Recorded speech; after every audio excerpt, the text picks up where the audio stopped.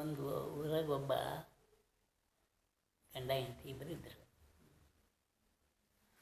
ಮಕ್ಕಳಿದ್ರೆ ಏನೋ ಗೊತ್ತಿಲ್ಲ, ಆದರೆ ಅವನೊಂದು ಏನು ಕೆಲಸ, ಜೂಜಾಡೋದು.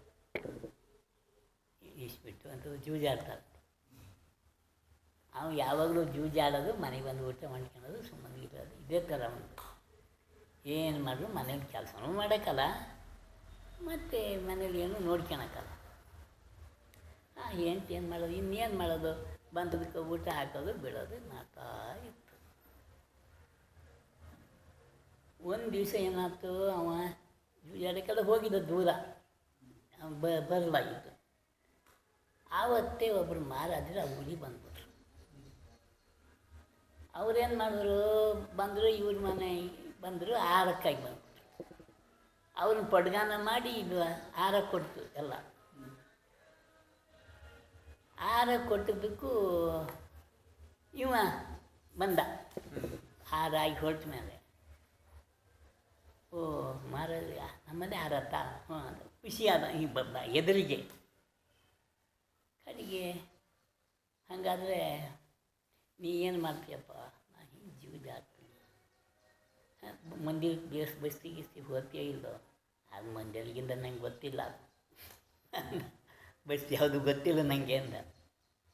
ಹಾಗಾದರೆ ಮತ್ತು ಏನು ಮಾಡ್ತೀವಿ? ಇದು ನಂದೊಂದೇ ಇದೆಯಪ್ಪ, ಏನಾದ್ರು ಮಾಡೋದು, ಹಿಂಗೆ ಸ್ವಲ್ಪ ಕೆಲಸ ಮಾಡೋದು, ಆ ದುಡ್ಡು ಬಂದ ಕೂಡಲೇ ಇಸ್ಬಿಟ್ಟು ಆಡೋದು, ಹೋಗೋದು, ಇದು ಮಾಡೋದು, ಇದೇ ಕೆಲಸ ಐತಿ. ಹಾಗಾದರೆ ಮಂದಿರಕ್ಕೆ ಹೋಗಿ ಮಾಡಿ ಒಂದು ನೇಮ್ ತಗೋಬಿಡು ಅಂತ. ಏನು ನೇಮ್ ತಗೋ? ಪ್ರತಿ ದಿವಸ ಹೋಗ್ತೀನಿ ಅಂತ. ಅದು ನಂಗೆ ಆಗಲ್ಲ ಅದು ಅಂತ.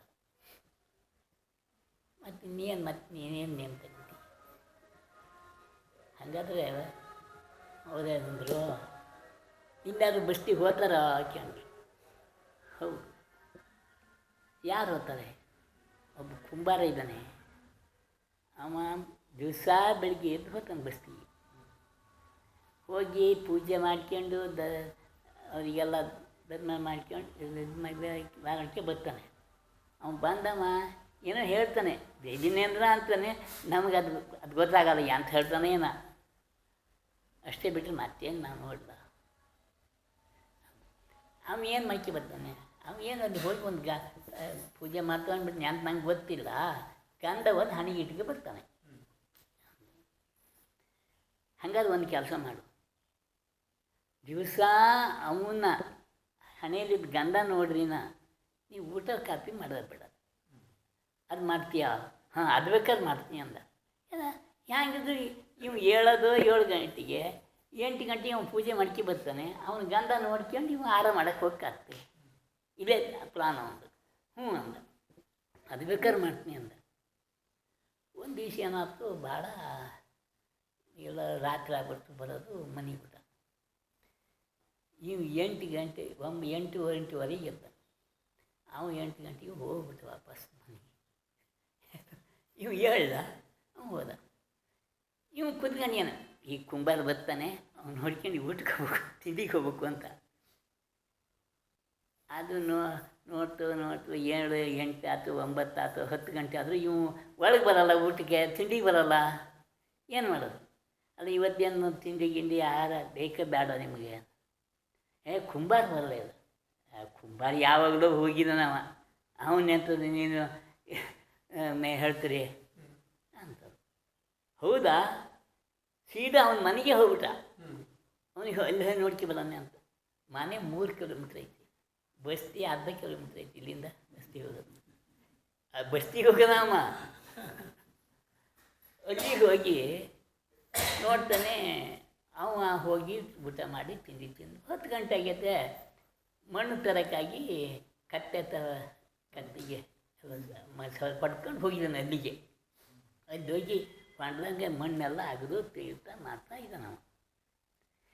ಇಲ್ಲಿ ಹೋಗಿ ಮನೆಗೆ ಹೋಗ್ಕೊಂಡ, ಎಲ್ಲಿ ಹೋದ ಇಲ್ಲ, ಅವ್ರು ಮಣ್ಣು ತರಕ್ಕೆ ಹೋಗಿದ್ದಾರೆ ಅಂತ ಕರಿಗೆ. ಮತ್ತೆ 2 ಕಿಲೋಮೀಟ್ರ್ ಮತ್ತೆ ಹೋದ. ಅಲ್ಲಿ 5 ಕಿಲೋಮೀಟ್ರ್ ನಡೆದೋರಾಮ. ಇವನಿಗೆ ಹಸುವಾದ್ದನು ಬದಿಯ ಊಟಿಲ್ಲ, ಕುಂಬಾರ ಸಿಕ್ಕಲ್ಲ. ಏನು ಮಾಡೋದು? ನಾವು ಮನೆಗಳಿಗೆ ಮಾತ್ರ ಕೊಟ್ಬಿಟ್ಟಿನಿ. ಆ ಟೈಮಿಗೆ ಅದರೊಳಗೆ ನಾನು ಆರಾಮ ಮಾಡಲ್ಲ ಅಂತ. ಕೊನೆಗೇನು ಮಾಡ್ತಾನೆ, ಅಲ್ಲಿಗೆ ಹೋದ. ಆವತ್ತೇ ಏನಾಗೈತೆ ಅವನು ನಿಶ್ಚಿತಕ್ಕೆ ಒಂದು ಹಂಡೆ ಸಿಕ್ಕಿಬಿಡೈತಿ.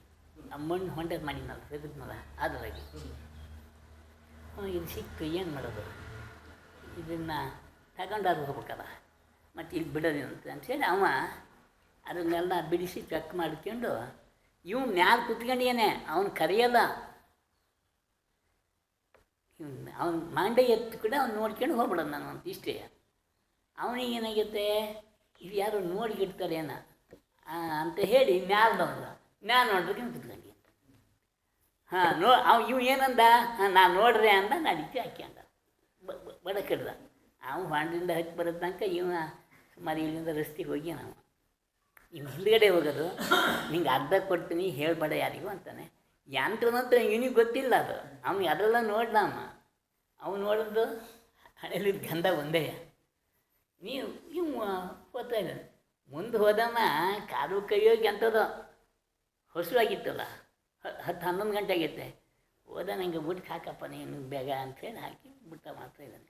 ಇವು ಹೋಗಿ ಯಾರು ಕೂತ್ಕೊಂಡ ಕುಂಬಾರ ಮತ್ತು ನಾವು ಊಟ ಬರ್ಬೇಕಲ್ಲ, ಊಟ ಬತ್ತಲೆ ಹಂಗಾರೆ ನಿಂಗೆ ಅರ್ಧ ಕೊಡ್ತೀನಿ ಯಾರಿಗೂ ಹೇಳ್ಬೇಡ ನೀನು.